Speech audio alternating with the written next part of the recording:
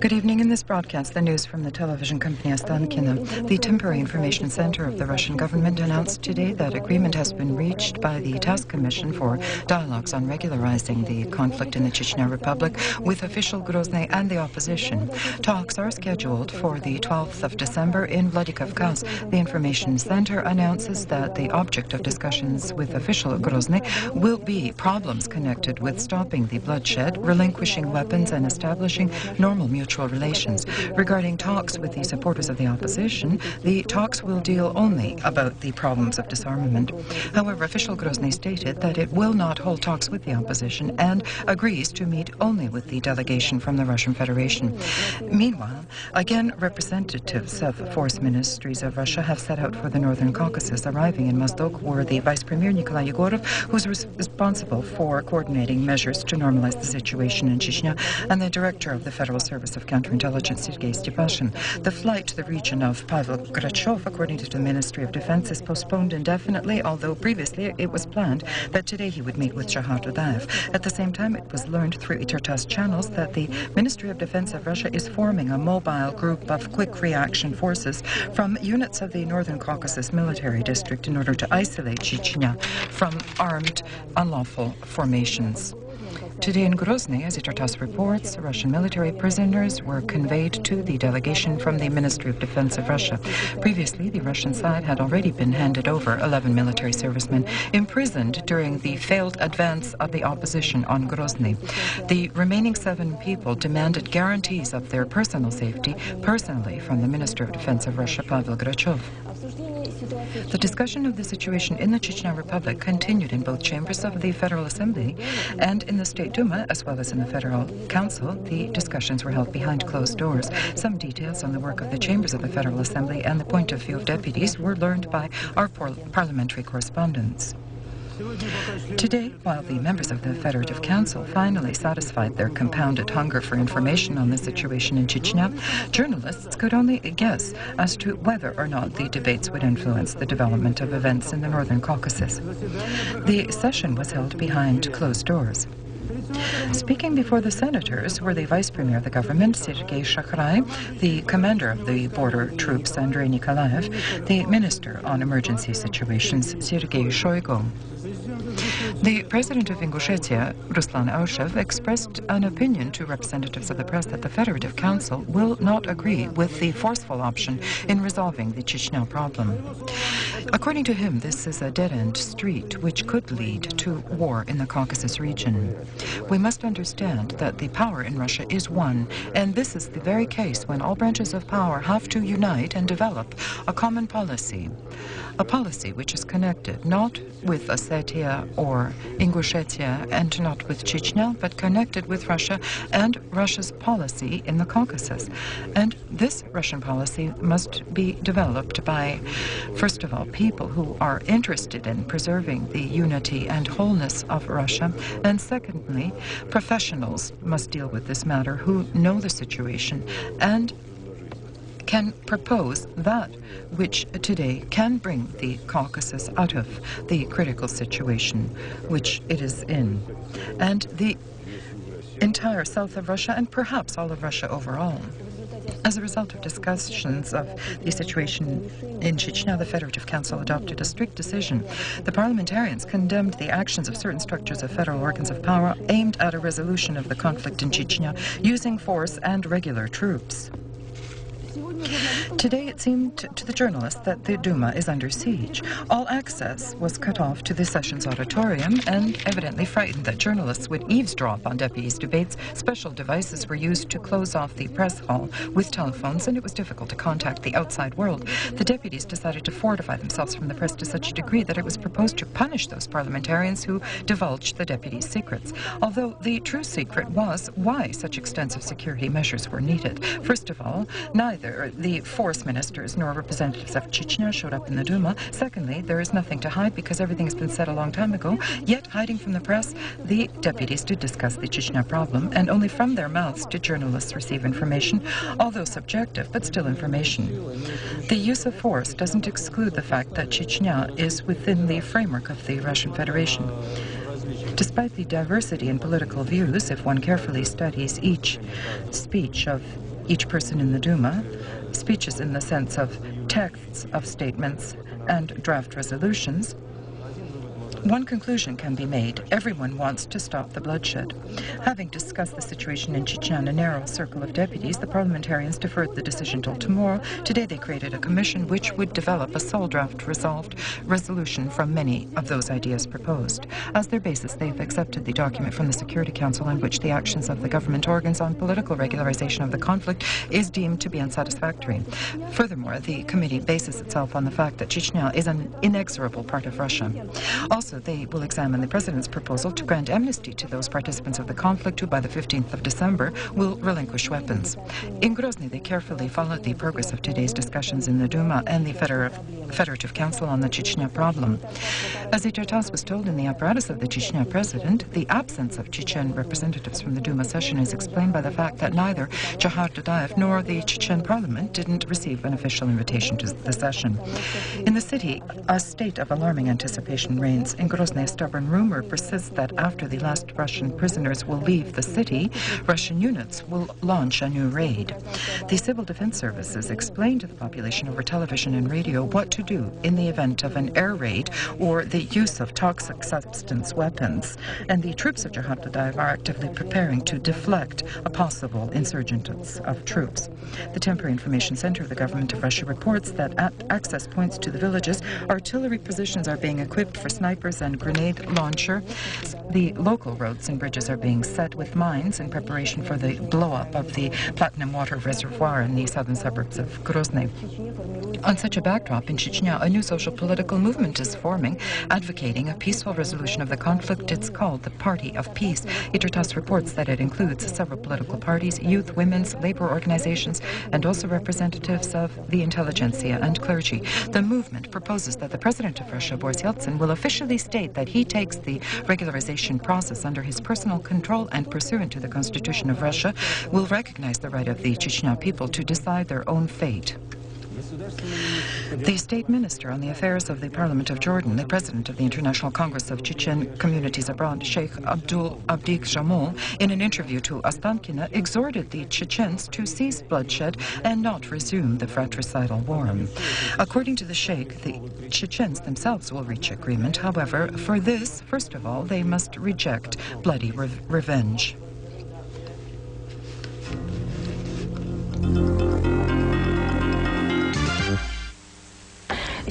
Today is the third anniversary of the Belaversk Agreement. The day which laid the beginning to the collapse of the former USSR 3 years later is marked by events which indicate that not all I's have been dotted in the division of that nation. And today, maybe it's easier to pursue integration and compromise than rigid isolation.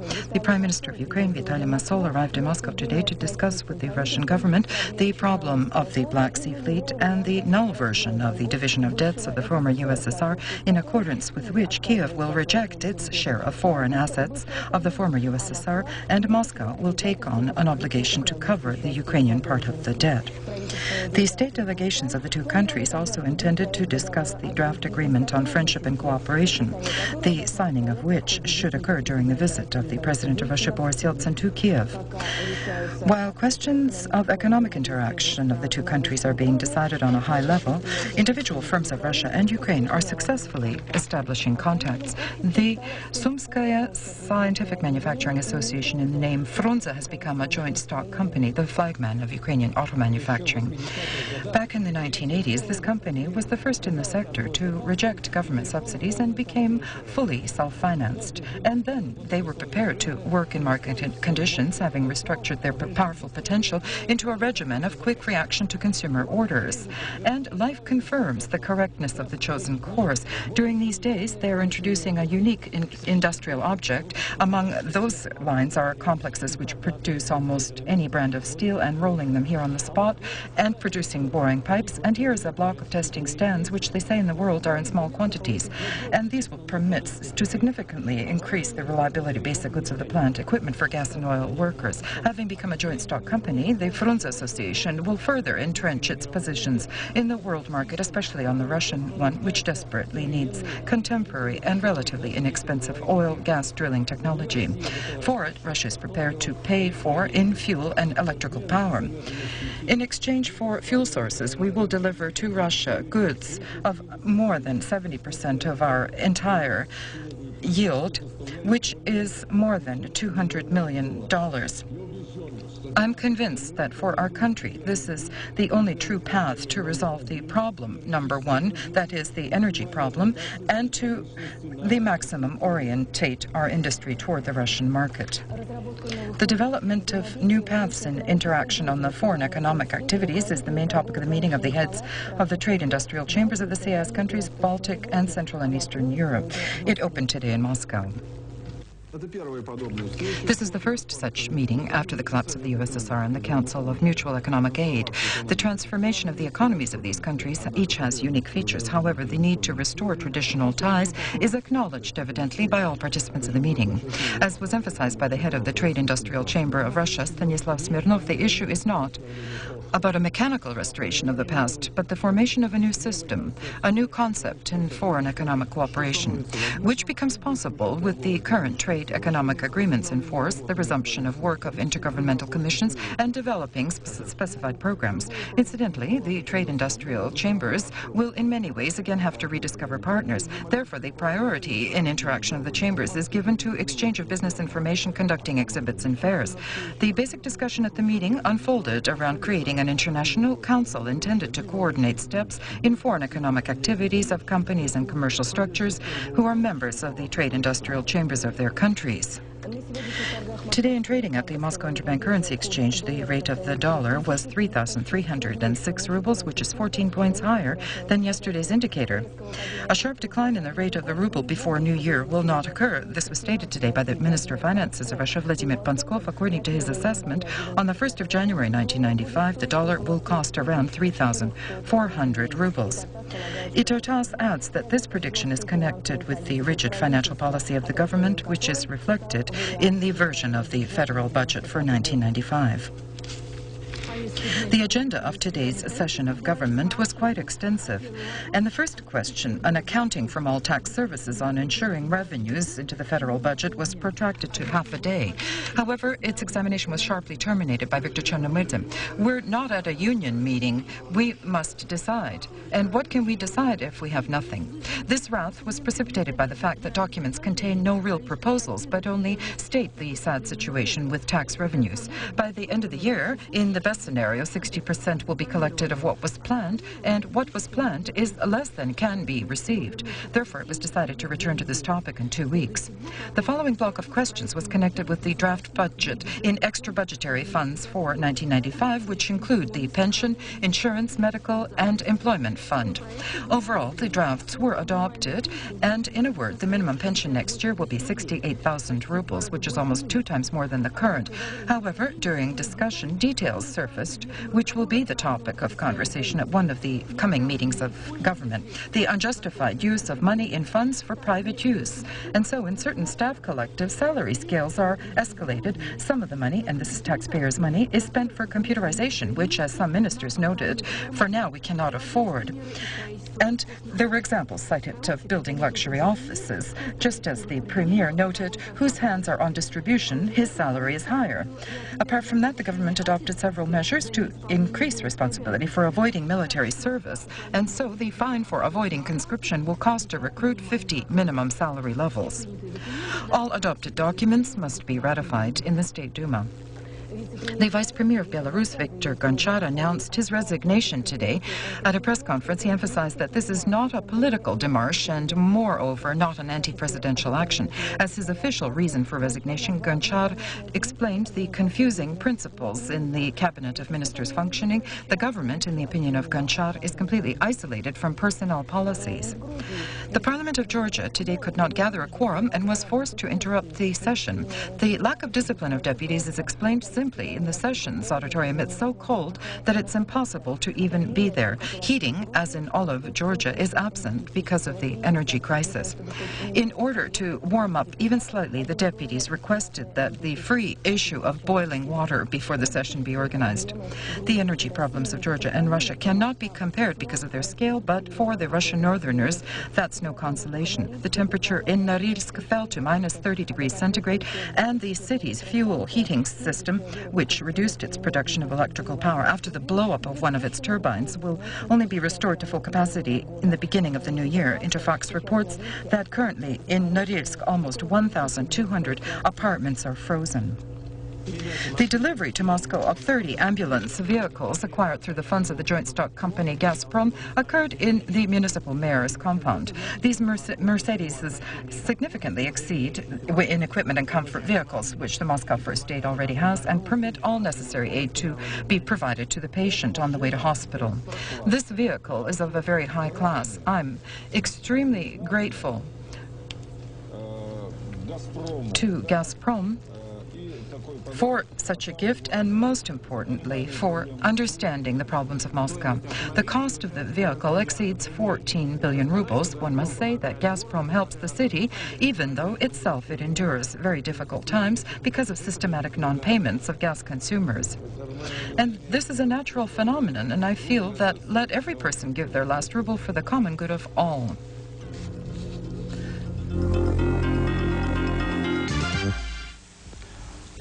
A survey conducted by the newspaper USA Today and the television company CNN indicates that Americans, as previously, do not trust Clinton. 53% feel that Bill Clinton is not managing with his responsibilities as well as had been expected. 50% are of the opinion that his presidency is a complete failure.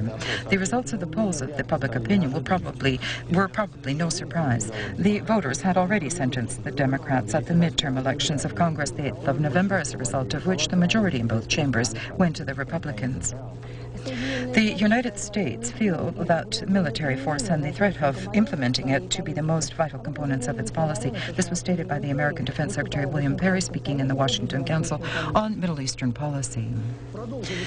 I'll continue the statement of the chief of the Pentagon. Perry emphasized that Washington is ready to use force each time when vital American interests are at stake. But how far and broadly do these vital interests extend is well known. This regards not only the closest neighbors of the United States, such as Panama or Haiti, which would be more or less understandable, but with some stretch of the imagination. The vital interests of Washington spread much further. They are the African Horn, with the sadly known Operation The Rebirth of Hope in Somalia, and the Middle East, with the no less famous Desert Storm in the Persian Gulf. As the American military head admitted, the United States has sufficient military potential in order to provide support for the so-called forced diplomacy, as was proven by Desert Storm. The entire speech of William Perry was directed against the policy of Baghdad, from whence, according to him, the danger ensues for the most significant economic interests of the United States. One is forced to state that, having suffered defeat on the diplomatic front, in the case with Bosnia, the United States place hope only on force. Evidently, the United States doesn't believe in pure diplomacy any longer without military support. Russia will remove its peacekeeping contingent if it encounters escalation of combat in former Yugoslavia. This was stated by an official spokesman of the Ministry of Foreign Affairs of Russia, Nikita Matkovsky. Such a threat, he said, could become a reality in the event that the weapons embargo on the Bosnia-Herzegovina government is lifted. The leadership of the Bosnian Serbs officially announced its readiness to immediately stop the war and resume talks on introducing changes into the peace plan of the International Contact Group in such a way so that the contained package of measures would be acceptable for the Serbs. Meanwhile, concentrating around Bihać, the Muslim units of the 5th Corps have forcefully disarmed 500 blue helmets from the Bangladeshi battalion of the UN Protection Forces. These facts are contained in an official message from the headquarters of the Army of the Serb Republic to the commander of the UN peacekeeping contingent in Bosnia-Herzegovina, General Michael Rose. In the Mexican state Chiapas, back in January of this year, this had become an arena for the Indian group of rebels. A volatile situation has developed. On Wednesday, the primary towns of the state were taken under the tightened protection by army units and police, whose duty is to prevent possible disturbances and armed conflicts. The ruling opposition party admonished the heads of the insurrectionist army to reject their intention to interfere through weapons in the planned inauguration today of the governor of the state, the candidate from the ruling party, Eduardo Robledo. The president of Mexico, Ernesto Zedillo, announced his intention to be present at the ceremony of Robledo taking post of government. American-European trade relations are enduring difficult times currently, and Europe must have adequate weapons in order to defend its trade. The statement was issued today by the Minister of European Affairs of France, Alain Lamassoure, at the GATT conference in Paris. The matter is that the United States intend to include with ratification of agreements signed in April in the framework of the General Agreement on Tariffs and Trades a series of new laws which will permit the United States to defer from strict compliance of the agreement adopted earlier. Positively assessing the fact of Washington ratifying the agreement, Lamassoure at the same time called ambiguous the behavior of the American administration and proposed that a European Commission would conduct a legal expertise of American texts. 3 Arab countries of the Persian Gulf, Qatar, Oman, and Bahrain, announced their readiness to establish diplomatic relations with Israel in full scale. As Itotas reports, the secret talks on this topic were held in Budapest. In Prague, the International Conference on Mass Media in a Democratic Society closed. This was organized by the European Council under the patronage of the President Gavel. Involved were delegations of almost 40 countries from the continent, ministers of press, directors of television, radio, newspapers, and telegraph agencies. Freedom of speech, responsibility of journalists, their role in the political and economic processes which changed the image of Europe. These objects were the objects of discussion and disputes at the Prague conference. They also discussed the question, especially relevant for us in Ostankino, the future of public television radio broadcasting. Here, the Czech experience is of interest, where for 2 years already, together with a commercial television, there is a public, lawful television in operation. The basis of our budget, says the General Director Eva Mate, is subscription payments by viewers, and that covers 2/3 of all expenses. The rest are profits from advertisements. But ads are strictly limited, not more than 1% of air time. That means a maximum of 20 minutes per day on 2 channels. Because of the democratic laws adopted here, the public lawful Czech television is completely independent. This is the most important. The best architectural structure of England in 1994 is acknowledged to be the international terminal of the London Waterloo station, where trains originate, headed for Paris and Brussels. No matter what skeptics may say about the dangers of underwater travel, but the thought that from London to Paris, from center to center, one can do in only 3 hours fills wagons of the super-speed train Eurostar. But for now, not all 13,000 seats, but the British state company, European Passenger Services, together with its Belgian and French partners, is aiming for at least 1/3 of all transits over the channel. Tickets sell actively at wickets of the international terminal of Waterloo Station for the next 3 months. $4 million worth of tickets have already been sold. The speedy, narrow, special construction has 2 evident advantages over traveling over water or on Europe's most intense air route, London-Paris. First, you're rid of tiresome registration 2 hours before flight. A ticket at the station can be bought 10 minutes before the train's departure. And secondly, the family budget wins. A round-trip flight in economy class is $150 more expensive, and first class has an even wider gap. For now, from the international terminal Waterloo Station, 2 trains depart daily for Paris and Brussels. The trip to the Belgian capital takes only 15 minutes more than to the capital of France. The opinion of the passengers. The Eurostar international trains are much more comfortable than on domestic British lines. Underwater in the tunnel, there's completely no sense of claustrophobia. The last news of the broadcast could have been pleasant, but that's not so. The President of Russia today submitted to Parliament a proposal to declare the 12th of December, the day of the Russian Constitution, a statutory holiday, and hence have it to be a non-working day. But the deputies decided there's no cause for celebration, so Monday Russians will work. All the best.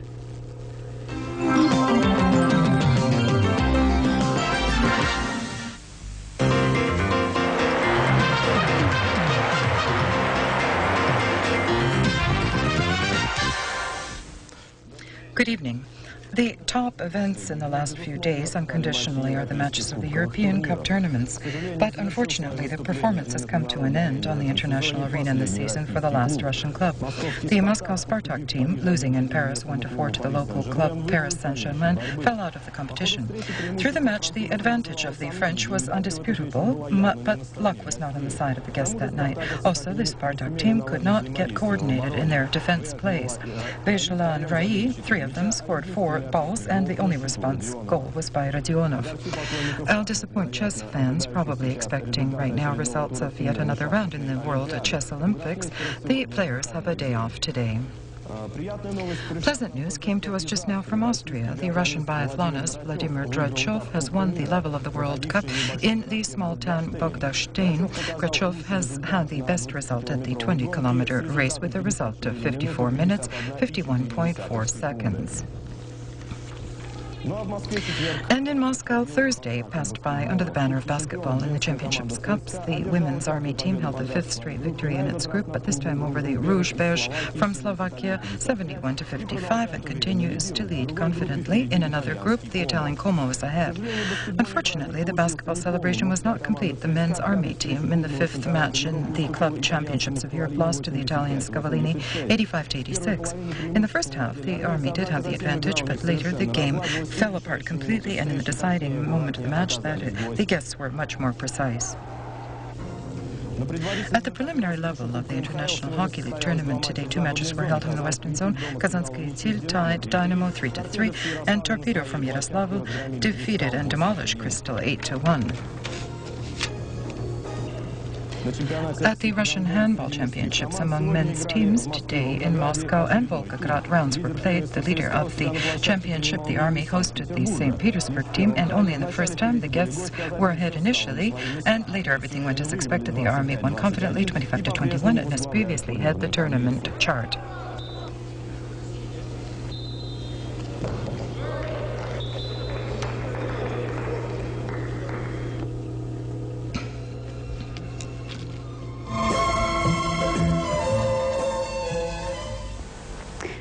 Good evening. The information from the Oceanic Meteorological Center about the weather for the 9th of December. The colder weather, which was observed yesterday in the northwest of Russia, tomorrow will be much warmer. The atmospheric front, which is located over Norway today, will quickly shift to the east. Therefore, in Karelia, on the Kola Peninsula, and in the Arkhangelsk district, it will be cloudy with isolated snow, temperatures from 0 to -5. In the Nenetsk Autonomous District in the Republic of Komi, it's colder, -6 to 11. In the south of the Komi Peninsula and in the Volga-Vesk area, -4 to 7. In the Baltic countries, Belarus, the northwest region, will still be in a warm air mass. Here it will be cloudy with light precipitation, temperatures from +1 to 5. In the northwest, around 0. The residents of the central and central Chernozem area, briefly, will see some improvement in the weather. Here, at times, the sun will actually peek out. The reason for that is an anticyclone which has formed. In the central Chernozem area, there's no precipitation expected, and in the central area, some light snow, and only in patches. During the day, -5 to 8. On the lower Don, in the northern Caucasus, on the lower and central Volga, in the zone of a cyclone and an atmospheric front, partly cloudy skies with brief precipitation. Over the central Volga, -4 to 6. On the lower Don, Stavropol and Krasnodar Rumerias, around 0. On the lower Volga, +1 to 3. In Ukraine and in Moldova, partly cloudy skies. In the morning hours, some fog. In Ukraine, 0 +3. In Moldova, +4 to 6. Beyond the Caucasus, the temperatures are significantly lower than usual. In Azerbaijan, +5 to 7. In Armenia, -4 to 6. In Georgia, 0 +2. In those areas, partly cloudy skies. In Azerbaijan, some light precipitation. In St. Petersburg, tomorrow it will be cloudy with some light snow. Winds are from the southwest. At night, -1 to 3. During the day, 0 +2. In Moscow, cloudy with some brief periods of clearing. During the night, -7 to 9. And during the day, -2 to 4 with light snow. Winds are from the southwest, 4 to 7 meters per second. With this, I bid you farewell. All the best.